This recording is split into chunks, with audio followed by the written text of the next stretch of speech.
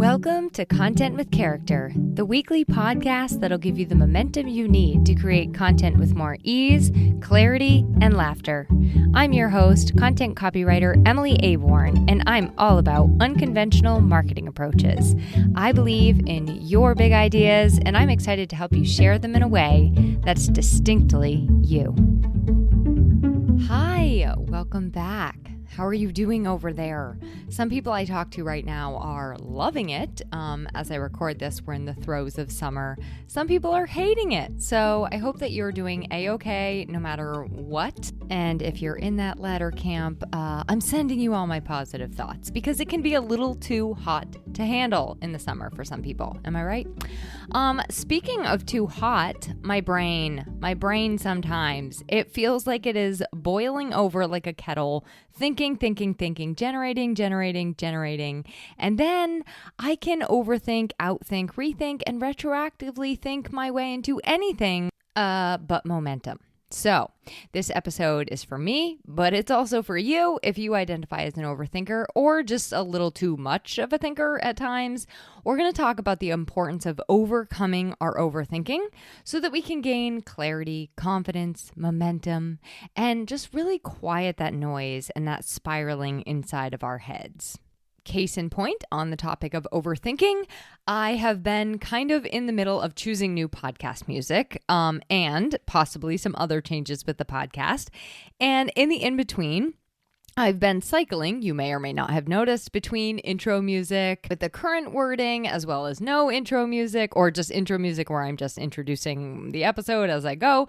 And I've overthought that to a tizzy. And I always find that the why of overthinking is actually usually from a very good place. I really care. I really want to ensure that you understand what you're listening to. If this is your first time, I want you to feel welcomed. Overthinking often comes from a very good place, one of deep care, one of really wanting to get things right or to make things better or to just always be doing your very best. And it can also get in the way of us showing up and just sharing freely and sharing without that kind of mental chatter. And in a lot of cases, like for example, with the intro music in the interim of while I'm picking new music, it's just unnecessary. So on that note, let's get into it and talk about overcoming overthinking. I do have a little backstory as per usual. So you may recall our mid-year business checkup episode that I did back in June. Now, if you haven't listened to that, it doesn't necessarily need to be in June. You can do a mid-year business checkup literally any time of the year. So go back and listen to it. I will include a link to the show notes. You can do your checkup starting now. But when I did that episode, what was going on for me at the time of creating it and releasing it was that I was reviewing some of my own stuff over here on my side of the microphone, and I was feeling a little stuck in my trajectory, in my path forward. So I was kind of stuck around like how I was showing up. I was stuck in some of my commitments. There was just kind of a lot on the table that I was considering, a lot up for grabs, so to speak. So it did take me a few weeks, but after that time, I really did start to get clear on what those tweaks were and those adjustments were that I wanted to make. And when that happened, it was literally like, I tell you what, it was like a light bulb turned on, and I suddenly knew exactly what I had to do. But then, even though I knew what I had to do and what I wanted to do, cue the overthinking like you read about, because that happens sometimes. I promise I will. I know I keep teasing it, but I will get more specific about what this elusive thing is and that I was working on soon. It's still a secret for now, but believe me, you will be amongst the first to know. And yes, it does have to do with the music for the podcast intro, as well as a number of other things. So when I figured out what path forward I wanted to take, it was like so glaringly obvious, but my brain decided we were going to actually overthink it. Like, here, you have clarity. Let me actually talk you out of the clarity. So this is what my brain was doing. My brain is like, what are people going to think? Does this mean that everything that came before this was null and void and untrue? Have you been just saying yes and like nodding your head along this whole entire time? Or did you choose this? Where do you go to ask for help? Where do you start? Are you good enough? Should you go all in on yourself? Does anyone even really understand what you're trying to do? Maybe you should just keep sitting back and keep it as is. Don't touch anything. Am I the kind of person who deserves to believe that there could be more for myself? So this is what my brain did. It was lovely. It was just really going on an overthinking spiral. And I tell you what, because of questions like that, I stopped myself dead in my tracks. And I'm doing this episode because I would imagine that maybe you have been there too. You decided to play well below your level, not because you lack the talent, not because your mind is not sharp as a frickin' tack, not because you don't know that you have something to share or say, but because you are stuck in this loop of inner conflict or overthinking or self-editing. So I thought of some other ways that it might like manifest for us because it does show up differently for different people and different brains. It could look like you create strategies or you seek out strategies and plans, but then you're like finding yourself not taking action on those things. You may stall by not making decisions, or my personal favorite MO is to journal and reflect all the time and call that decision making. It's really lovely. It's not actually making decisions. I'm just journaling on the decisions that I might like to make. Another one is that you are rebuilding constantly instead of just being more consistent or showing up with more, let's say, fervor or more being more you in the direction that you're already going. And then building systems that let you really stay small and stay safe so that you don't have to get visible, so that you don't have to be vulnerable, so you don't have to put yourself out there. And being just really careful and cautious because something could go wrong. Your brain's like, wee-oo, something could go wrong if you take that risk. So that's a little bit of how overthinking can actually manifest itself in our businesses and what we're doing. And it really, I believe, overthinking can result in under-delivering on your gifts. And I really want us to take that in. Overthinking results often in under-delivering on your gifts. So as I said at the beginning, it's not a bug necessarily. It's a feature. That's what I like to at least tell myself. And it is sort of true. I mean, it really does mean that you care. You care about doing your best. You care about other people. You care about being as accurate and correct and exacting as you can be. And you care about improving. You care about being understood. There's all sorts of reasons we do it.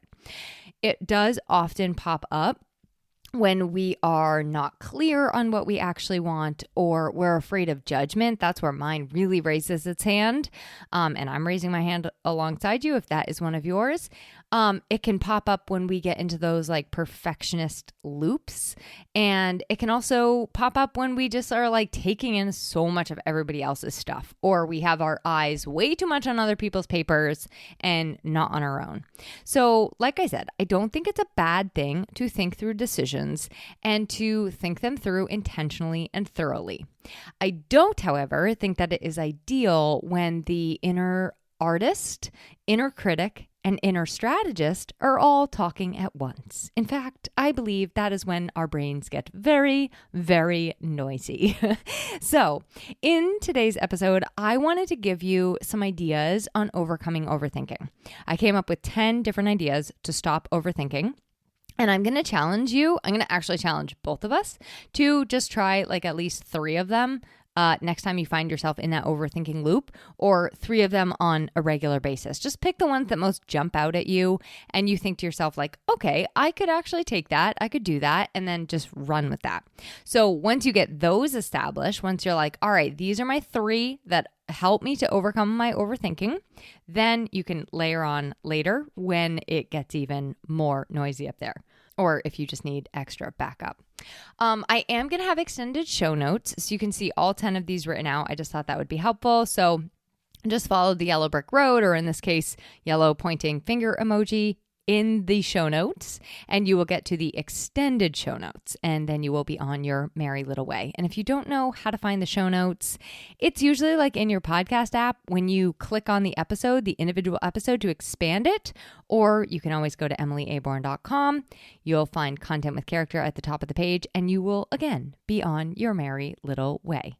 And I would also invite you, if you don't know me, check out emilyaborn.com and we can get acquainted over there. And now I am overthinking and over-explaining as a result. So let us not further ado, and we will get into those 10 ideas, okay?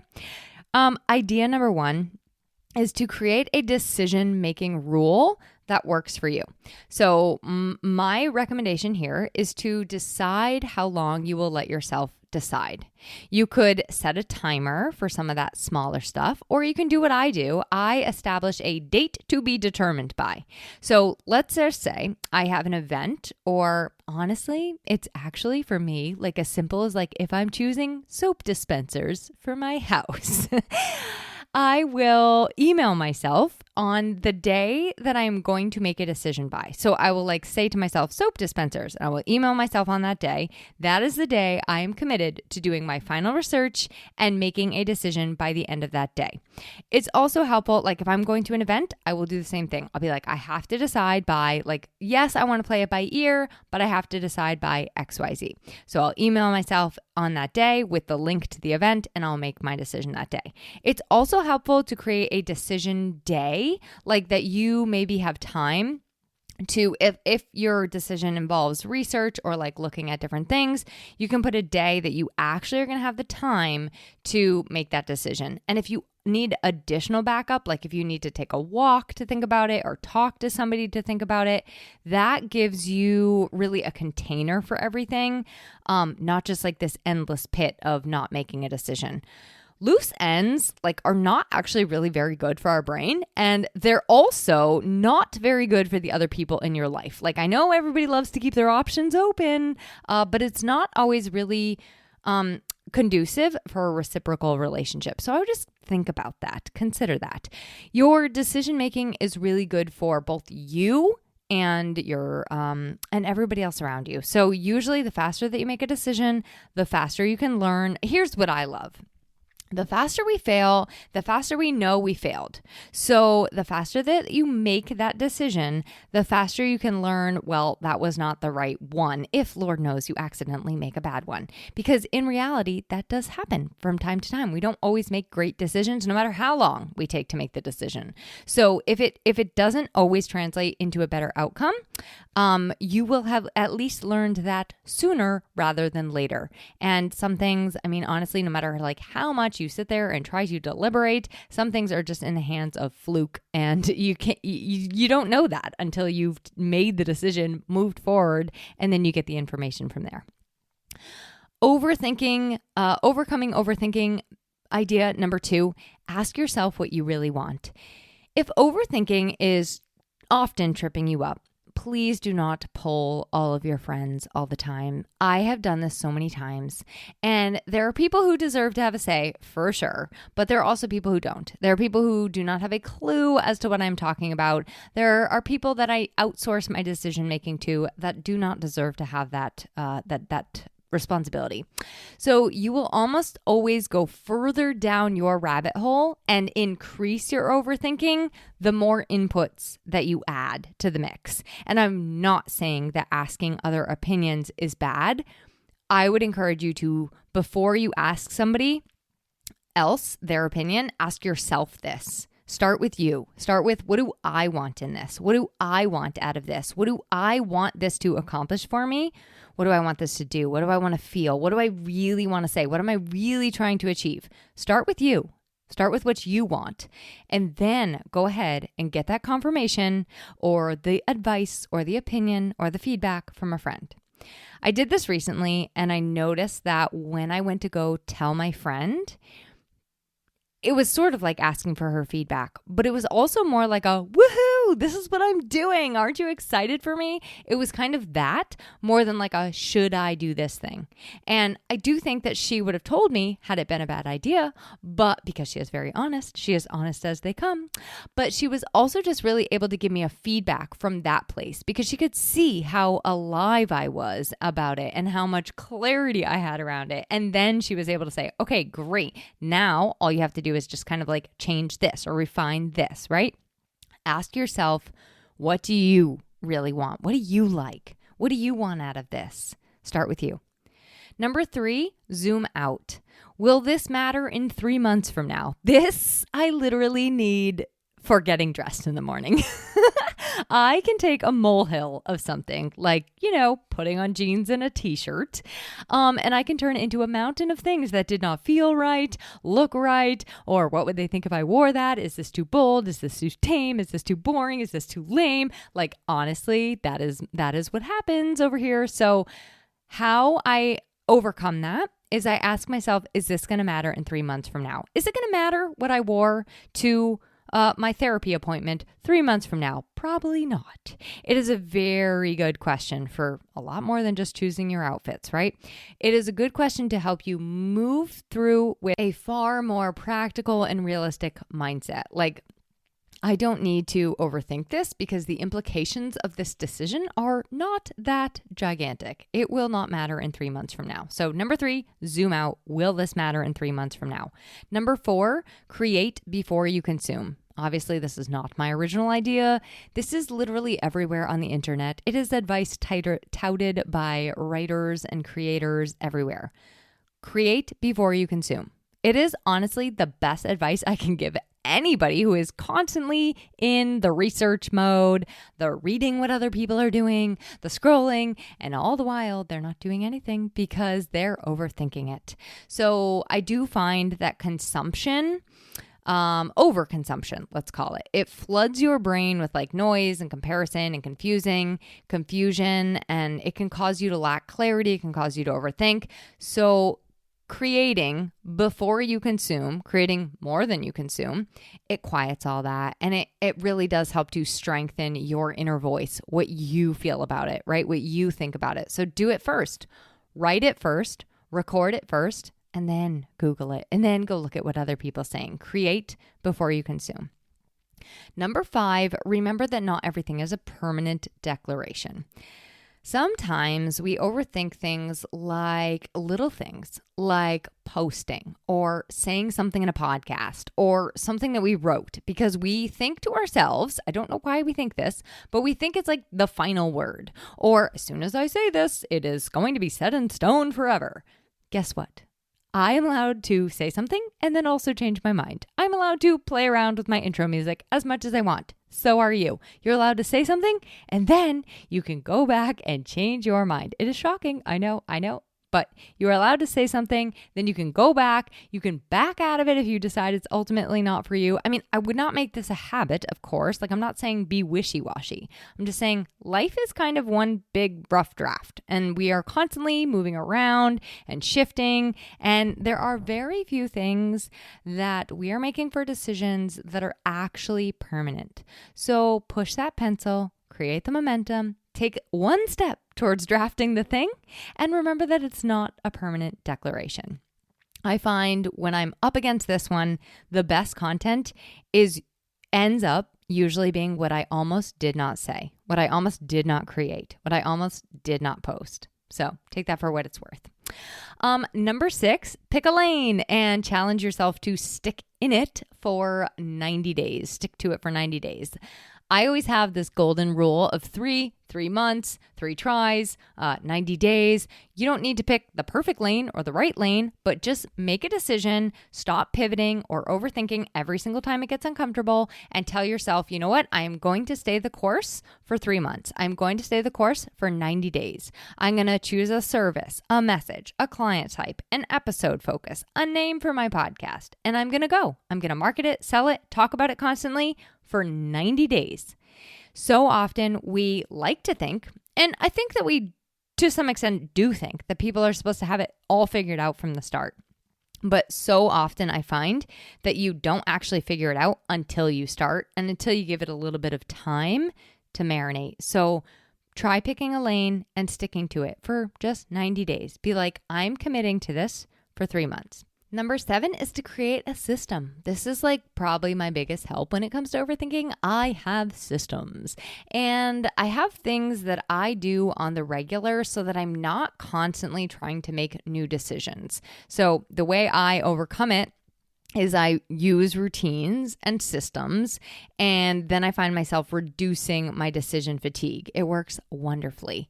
So for example, I don't have time. I don't have to overthink what I say in like a client follow-up email because I have it already written. I have an outline for it. I have a template for it.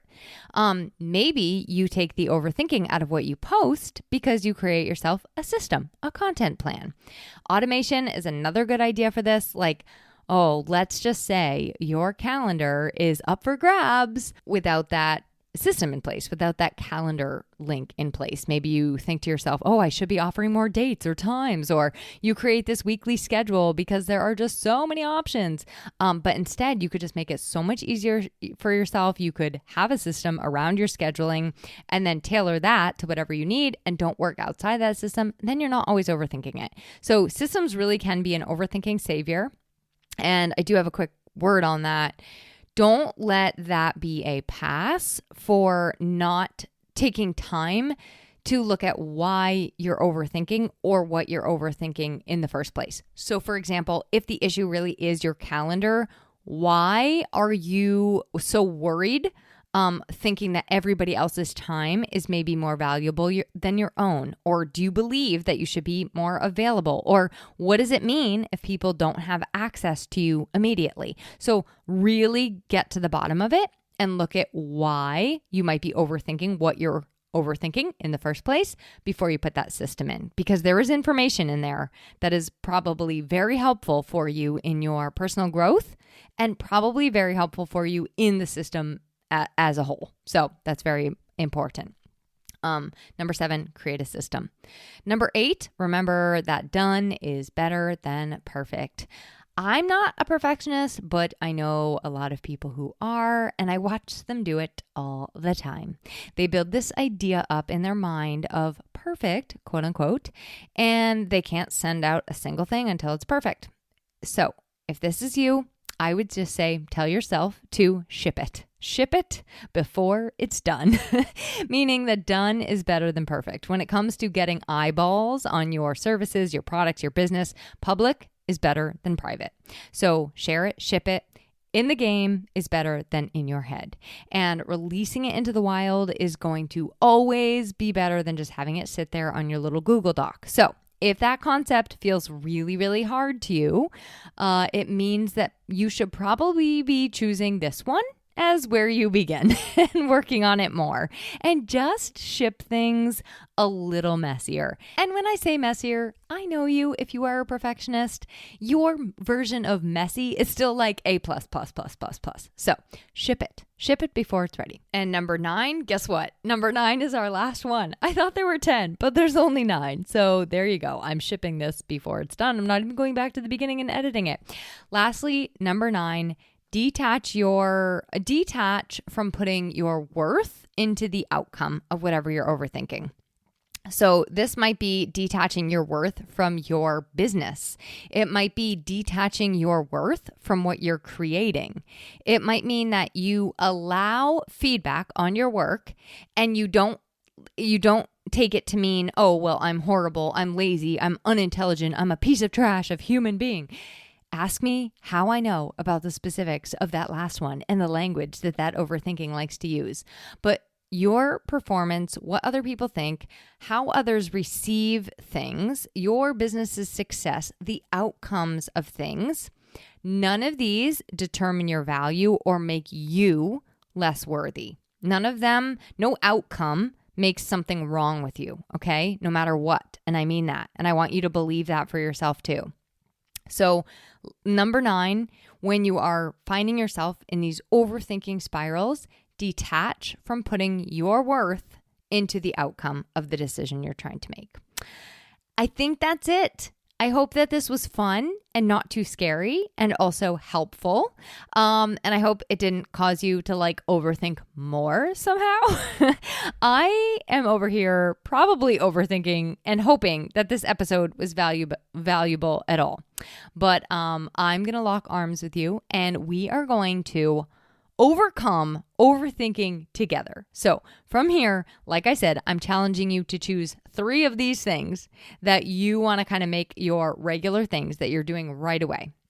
We're going to stop the pontificating on what to call our products and our services, and we're just going to offer the service. We're going to stop asking who we are and start being who we are. We're going to stop deliberating over what to call our podcasts and just record that first episode. We're going to get it out into the world. We're going to get out there, build, connect, share, lead. So on that note, that's all I got. I will chat with you next week, which is also going to be the month of August, and that is very exciting. I will decide what we're discussing then. I haven't thought of it now because my brain is too tired from all the overthinking. I'll chat with you then, and bye-bye now. Thanks for listening to this week's episode of Content with Character. If you loved the episode, please make sure to subscribe to the podcast, rate, review, and share it with someone else you know it could help. For more content and visibility tips, visit my blog at emilyaborn.com and be sure to connect with me on Instagram at emilyaborn. I'd love to hear how this inspired you to take action.